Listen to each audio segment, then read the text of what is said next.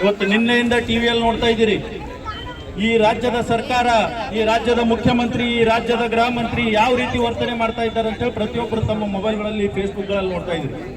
ಇದಕ್ಕೆಲ್ಲ ಕಾರಣ ಏನು ಗೊತ್ತಾ? ಮುಂಬರುವಂತ MP ಚುನಾವಣೆ. ಏನೋ ನಾವು ಒಂದು ಮಾತಾಡಿದ್ರೆ ನಮಗ ಮುಸಲ್ಮಾನರು ಓಟ್ ಬರಲ್ಲ ಅನ್ನುವಂತ ಒಂದು ಮಾನಸಿಕತೆ ಇಟ್ಕೊಂಡು ಇವತ್ತು ಯಾವುದೇ ಒಬ್ಬ ಕಾಂಗ್ರೆಸ್ ನಾಯಕ ಈ ವಿದ್ಯಾರ್ಥಿನಿ ಬಗ್ಗೆ ಮಾತಾಡ್ತಾ ಇಲ್ಲ.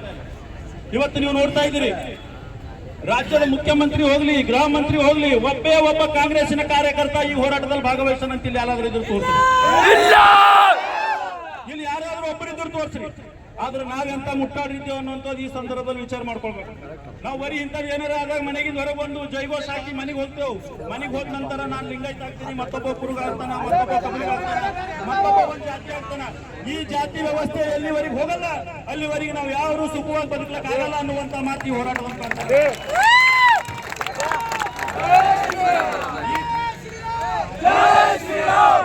ಹೋಗ್ಬೇಕಾಯ್ತಂದ್ರೆ ನಾವೆಲ್ಲರೂ ಒಂದಾಗ್ಬೇಕಾಯ್ತು. ಇವತ್ತು ಈ ರಾಜ್ಯದ ಮುಖ್ಯಮಂತ್ರಿಗಳಿಗೆ ಎಷ್ಟು ಕಿಂಚಿತ್ತು ಮಾನ ಇಲ್ಲ. ಅವ್ರು ಏನ್ ಹೇಳ್ತಾರ, ಪ್ರೀತಿ, ಇಂಥ ನೀಚ ಹೇಳಿಕೆಗಳು ಕೊಡೋದ್ರ ಮುಖಾಂತರ ನಿಮ್ಮ ಕಾಂಗ್ರೆಸ್ಸಿನ ಒಬ್ಬ ಕಾರ್ಪೊರೇಟರ್ ಮಗಳ ರಕ್ಷಣೆ ನಿಮ್ಮಿಂದ ಮಾಡ್ಲಿಕ್ಕಾಗ್ತಾ ಇಲ್ಲ. ಈ ರಾಜ್ಯದ 6.7 ಕೋಟಿ ಜನರ ರಕ್ಷಣೆ ಎಲ್ಲಿ ಮಾಡ್ತೀರಿ ಅನ್ನುವಂತ ಪ್ರಶ್ನೆ ಇವತ್ತು ಹೇಳ್ತಾರೆ. ಅಷ್ಟೇ ಅಲ್ಲ, ಈಗಾಗಲೇ ನಮ್ಮ ವಿರೂಪಾಕ್ಷ ಗಾರ್ಗೆ ಹೇಳ್ಬೋದು, ಬೀದರಲ್ಲೂ ಕೂಡ ಇಂಥ ಅನೇಕ ಘಟನೆಗಳು ನಡೀತಾ ಇವೆ. ಹೌದು, ನಿನ್ನೆ ರಾತ್ರಿ ಒಬ್ಬರು ತಂದೆ ಬಂದಿದ್ರು, ಒಬ್ಬ 2 ಮುಸ್ಲಿಮಾನ್ ಹುಡುಗಿಯರ ಜೊತೆ ಸ್ನೇಹ ಮಾಡಿ ಸಲುವಾಗಿ ಇವತ್ತು ಆ ಹುಡುಗಿಯರ ಮನೆಗೆ ಕರ್ಕೊಂಡು ಹೋಯ್ದು, ಏನೋ ಪ್ರಾಜೆಕ್ಟ್ ಮಾಡೋದು ಅಂತ ಕರ್ಕೊಂಡು ಹೋಯ್ದು. ಇವತ್ತು ಅವ್ರ ಅಣ್ಣ ತಮ್ಮರಿಗೆ ಭೇಟಿ ಮಾಡಿಸಿದಾಗ ಇವತ್ತು ಪ್ರೀತಿ ಅಂತ 6 ತಿಂಗಳಿಂದ ಆಟ ಆಡ್ತಾ ಇದ್ದಾರೆ. ಇವತ್ತು ನಾಳೆ ಅಥವಾ ನಾಡಿದ್ದು ನಾವು ಪೊಲೀಸ್ ಡಿಪಾರ್ಟ್ಮೆಂಟ್ ಹತ್ರ ಹೋಗಿ ಏನ್ ಮಾಡ್ಬೇಕು ಮಾಡ್ತೀವಿ. ಆದ್ರೆ ಇಂಥ ಘಟನೆಗಳು ನಮ್ಮ ಕಾಲೇಜ್ದಾಗ, ನಮ್ಮ ಕಾಲೋನಿದಾಗ ನಡೆದಾಗ ನೀವೆಲ್ಲ ಕಣ್ಣು ಮುಚ್ಚಿ ಕೊಡ್ತಾರಲ್ಲ, ಇದು ಎಲ್ಲಕ್ಕಿಂತ ದುರ್ದೈವ ಸಂಗತಿ. ಅವ ಯಾವನೇ ಇರ್ಲಿ ನೋಡಿದಾಗ ಹೊಡಿರಿ. ಯಾವ ಬೋಳಿ ಮಗ ರಕ್ಷಣೆ ಬರ್ತಾನೆ ಅವತ್ತ ಅವ ಎಲ್ಲಿ ನಿಮಗೆ ಕಾಣದಲ್ಲಿ ಹೊಡಿಬೇಕು. ಒಂದು ಹುಡುಗಿಗೆ ನೀವು ಡ್ರಾಪ್ ಮಾಡಕ್ ಹೋದ್ರೆ ಅವ್ರು ಹಿಡಿದು ಹೊಡಿತಾರೆ. ಆದ್ರೆ ನೀವು ಒಂದು ಹುಡುಗಿಗೆ ಚಾಕು ಹೊಡೆದಾಗ ಕಾಲೇಜ್ನಲ್ಲೂ ಅಂತ ಅಷ್ಟು ಜನ 100 ಜನ ಇದ್ರು, ಅವನು ಅಲ್ಲೇ ಹೆಣ ಹಾಕೋದಾಗಿತ್ತು. ಆದ್ರೆ ಎಲ್ಲರಿಗೂ ಒಂದು ಭಯ, ನನ್ನ ಹೆಂಡತಿ ಏನ್ ಮಾಡ್ತಾರೋ, ನನ್ನ ಮಕ್ಕಳು ಏನಾಗ್ತದೋ, ನಾ ಜೈಲಿಗೆ ಹೋಗ್ತಾನೋ.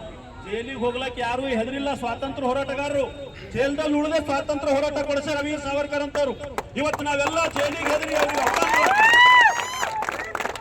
ಪ್ರತಿಯೊಬ್ಬರು ನಮ್ಮ ಮೇಲೆ ಏನ್ ಕೇಸ್ ಆಯ್ತದ, ಯಾವ ಕೇಸಿಗೆ ಹೆದರ ಅವಶ್ಯಕತೆ ಇಲ್ಲ. ಏನಾಗ್ತದೆ ಕೇಸ್ ನಮ್ಮ ಮೇಲೆಲ್ಲ ಬಹಳ ಪೂಜಾ ಹಡ್ಕೋದಾಯ್ತು, ಆಕಳು ಹಿಡಿದಾಗ ಅದು ಎಲ್ಲ ಖುಲಾಸೆನೂ ಅದು. ಆದ್ರೆ ಯಾರು ಯಾವುದೇ ಕೇಸಿಗೆ ಹೆದರಿ ನಮ್ಮಲ್ಲಿ ನಡೀತಿರುವಂತ ಅನ್ಯಾಯಗಳಿಗೆ ನೀವು ನಮ್ಮ ಹೆಣ್ಣು ಮಕ್ಕಳಿಗೆ ಬಲಿ ಕೊಡುವಂತ ನೀಚ ಕೆಲಸ ಮಾಡಿದ್ರಿ ಅಂದ್ರೆ ನಾವು ಮುಂದೆ ಯಾವತ್ತೂ ಜೀವನದಲ್ಲಿ ಉದ್ಧಾರ ಆಗಲ್ಲ. ಇನ್ನು ಕೆಲವ್ರು ಇದ್ದೇವೆ ಇಲ್ಲಿ, ಅವ್ರು ಚಂದ ಕೊಟ್ಟಿಲ್ರಿ, ಎಲೆಕ್ಷನ್ದಾಗ ಇವ್ರು ಇದು ಮಾಡಿಲ್ರಿ, ಅದಕ್ಕೆ ನಾವು ಅವನಿಗೆ ಮಾಡಿದೇವ್ರಿ. ನಿಮ್ಮಂತ ಮುಟ್ಟಾಳರು ಎಲ್ಲೂ ಸಿಗಲ್ಲ. 5,000 10,000 ಚಂದ ಕೊಟ್ಟಿಲ್ಲ ಅಂದ್ರೆ ರಹೀಮ್ ಖಾನ್ ಸಪೋರ್ಟ್ ಮಾಡ್ತಾರಲ್ಲ, ನಿಮ್ಮಂತವ್ರಿಗೆ ಇವತ್ತು ನಮಗೆ ನಾಚಿಕೆ ಬರ್ಬೇಕು. ಬೀದರ್ದಾಗ ಶಿಕ್ಷಣ ಸಂಸ್ಥೆ, ಈಗ ವಿರೂಪಾಕ್ಷ ಹೋದ್ರು ಸೈನ್ಸ್ ಶಿಕ್ಷಣ ಸಂಸ್ಥೆ, ಅದು ಬೆಳಿಲಕ್ಕೆ ಕಾರಣ ಯಾರಿದ್ರಪ್ಪ? ಇಲ್ಲಿದ್ದಂತ ನೀಚ ನಾವೇ. ಇವತ್ತು ಆ ಸಂಸ್ಥೆ ಅಷ್ಟು ಬೆಳಿಲಕ್ಕೆ ಕಾರಣ ನಾವು ನೀಚರು.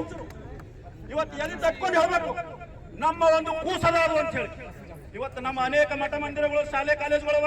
ನೀವು ಯಾವತ್ತರ ಯಾರಿಗಾರ ಬಡವರಿಗೆ ಕರೆದಿ ಒಂದ್ ಸ್ವಲ್ಪ ಫೀಸ್ ಕಡಿಮೆ ಮಾಡಿ ಅಡ್ಮಿಷನ್ ಕೊಟ್ಟಿರಿ?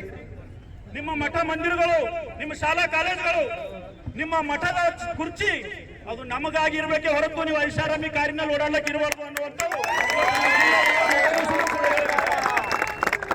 ನೀವು ಬರೀ ಐಷಾರಾಮಿ ಕಾರ್ ತಗೊಂಡು ಮಠದ ಆಸ್ತಿ ಉಪಯೋಗ ಮಾಡಿಕೊಂಡು, ಆ ಮಠಗಳನ್ನ ನಿಮ್ಮ ಸ್ವಂತ ಕಾಲ ದುರುಪಯೋಗ ಮಾಡಿಕೊಂಡು ಇವತ್ತು ಒಂದು ಮುಸಲ್ಮಾನ್ ಶಿಕ್ಷಣ ಸಂಸ್ಥೆ, ಇವತ್ತು ಅಲ್ಪಸಂಖ್ಯಾತ ಶಿಕ್ಷಣ ಸಂಸ್ಥೆ ಬೆಳೆಸಲಿಕ್ಕೆ ನಮ್ಮಲ್ಲಿದ್ದಂತ ಅನೇಕ 100 ಜನ ಮಠಾಧೀಶರ ಕಾರಣ.